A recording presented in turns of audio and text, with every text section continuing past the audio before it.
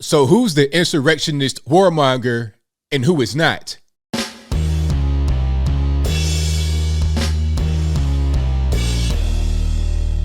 How's everybody doing? My name is Anthony Brian Logan, and today we got to talk about the woke general Mark Milley allegedly calling China not once but twice and saying, hey, if Trump tries to attack you guys, I'll give you a heads up. I'll give you a call in advance.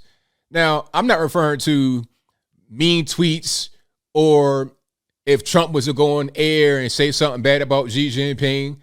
I'm not referring to that. I'm talking about an actual military attack or a nuclear weapon. He would give China a call ahead of time. He'd be Paul Revere in Beijing. You understand what I'm saying? But also, Mark Milley had a meeting with some high-ranking military officials and told them, don't follow any orders that comes from Trump or from someone on behalf of Trump unless I'm in the room. So basically what he did here was supersede Trump's authority, went around his back, and said, I'm in charge, not Trump. Now, I'm not sure what word you would use to describe what Mark Milley has allegedly done, but it sounds like treason from where I'm sitting. And if I'm wrong about that, y'all let me know in the comments. I can't say what the punishment should or should not be, but I know what the punishment was for treason back in the day. And I can't say that right here on the YouTubes because I don't want to get banned forever, but y'all could put two and two together. Now, before I go down that road, let's roll the clip. In this clip, you'll see Donald Trump responding to the allegations against Mark Milley. After we get done with that, I'll talk about what was said there. Then I give you the rest of my 2 cents, my deep, detailed analysis, and then I wrap it on up with a nice bow on top. So without further ado, let's go ahead and roll it.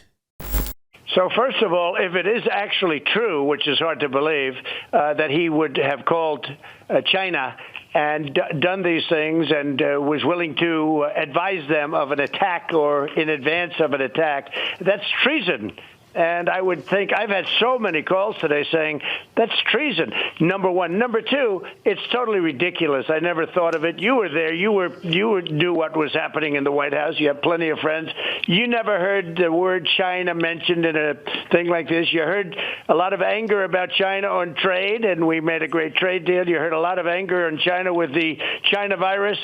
But for him to say that I would even think about attacking China, I think he's trying to just get out of his incompetent withdrawal out of Afghanistan. The worst, the dumbest thing that anybody's seen, probably the most embarrassing thing that's ever happened to our country, where they killed our soldiers. We left with embarrassment on our face. We left Americans behind. And we left $85 billion worth of the best equipment in the world that I bought because I was the one that rebuilt our military, and then Biden gave it away. For him to say that I was going to attack China is the most ridiculous thing I've ever heard, and everybody knows it. And I have to tell you, I don't know if they have him on tape saying this, but I found Woodward and I found his cohorts to be extremely dishonorable people. That's why I didn't do an interview with him. I think he's highly overrated. This guy is one of the most overrated guys. He's a sleaze. But I did not ever think of attacking China. One other thing, I just read a report about a week ago where they said Donald Trump was the only president in decades that didn't start a war. All right, so you saw that, you heard that. Now, I believe Trump is 100% telling the truth. What would be the purpose of him lying right here? And to get to the last thing first, you're talking about I was only president to not start a war in decades. That's 100% right. That's why none of this makes any sense. Why would Trump, out of all the people in the world, nuke China for what? How would that make any sense? Trump was a guy that was trying to be a diplomat.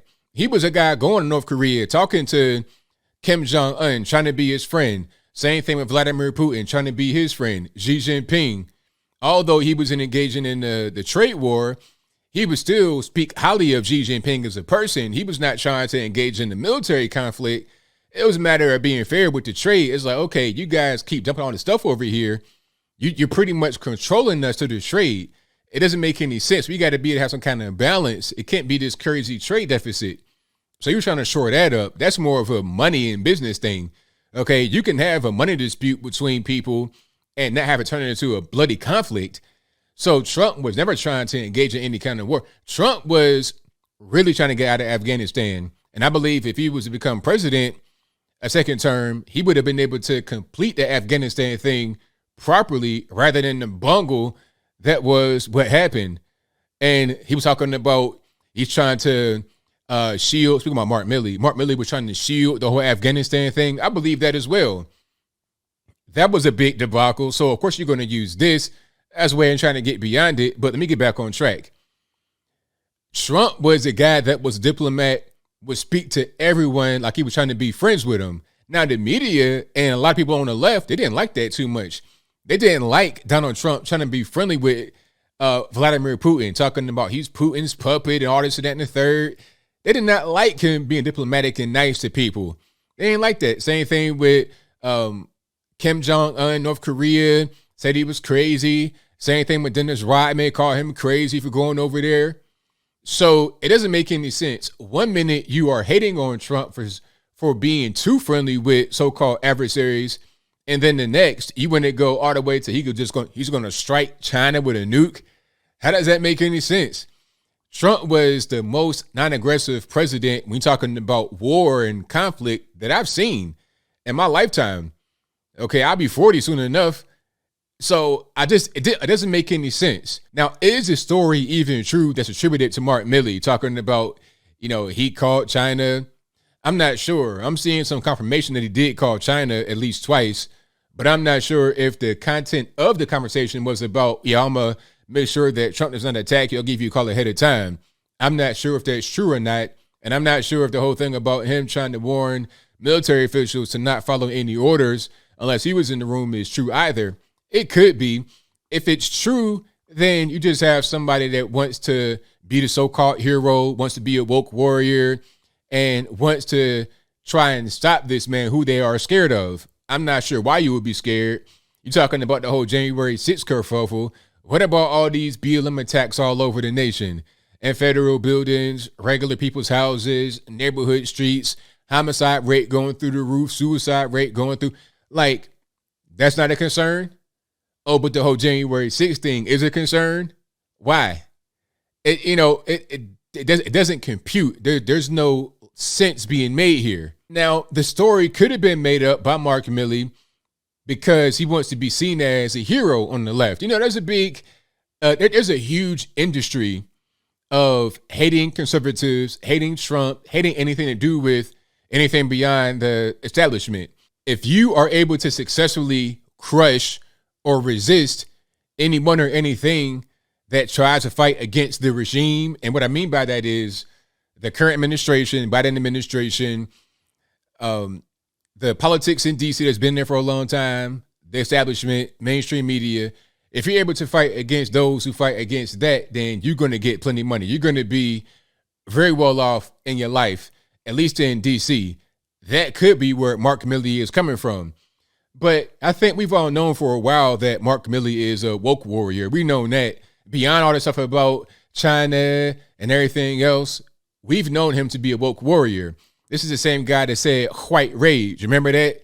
Talking about, I want to find out why there was so much white rage on the Capitol. Why did that happen? That was him. Mark Milley also played high school football with Rachel Levine. I'll place their picture on the screen before you. I guess they were playing football back in the day when his name was Rick or whatever.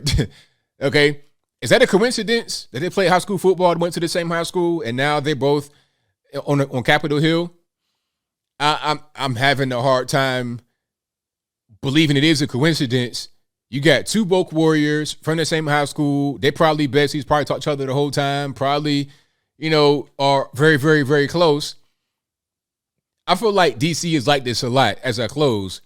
There's a lot of people who want to be woke warriors, want to be part of the new establishment. They want to preserve and protect what they think America is. It's not even about their constituents, us on the ground, us peons on the ground floor. It's not even about us. It's about them and what they think and what their visions are.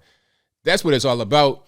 So if you got to do something like make up a story about Trump, call China, the adversarial nation, call them and say, we're going to warn you, all this and that. Like, you're the boss, like you're in charge. Doing things like that mean you're not concerned about the country. You're concerned about yourself and what you think is a so-called right thing to do. So I don't know about this guy, man. Like, if everything is true that's being alleged against Mark Milley, you got to go to the penitentiary ASAP, Gitmo, Big Rocks, Little Rocks. Maybe a little bit more than that. And as I said, I won't get into that because we are on the YouTubes and I don't want to get banned forever. But you guys already know what it is. And I think I'll leave that right there for now. And what say you? How do you feel about the allegations against Mark Milley? You think he did it? Think he didn't do it? Whatever your thoughts on that are, let me know in the comments below. You guys know where I'm at with it. I think that guys like Mark Milley and a bunch of other DC establishment types, this is what they do. This is what they do, and a lot of it doesn't really see the light of day. It just kind of happens behind the scenes. We never really know about it, but I feel like now everybody's trying to release all the information on social media. There's books to write and money to be made.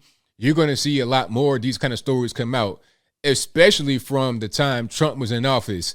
The establishment, some on the left, well, most of the left and some on the right, did not want him there. Why? Because he was not down with the club. He wasn't going to do what they told him to do. He was going to do his own thing. So there was attacks from all angles, trying to get him out, trying to get him trapped up, trying to get him locked up, trying to get him impeached, trying to get him removed. There was attacks from everywhere. It's so blatant because we don't see those attacks anymore. This guy we got in office right now has pretty much 2 feet in the grave, ready to go to get dirt thrown on top. We see what's happening here, yet it's pretty much swept under the rug. But whatever your thoughts are, please let me know in the comments below. And that's all I got to say for this video. If you like what you heard, please comment, rate, share, and subscribe. Peace.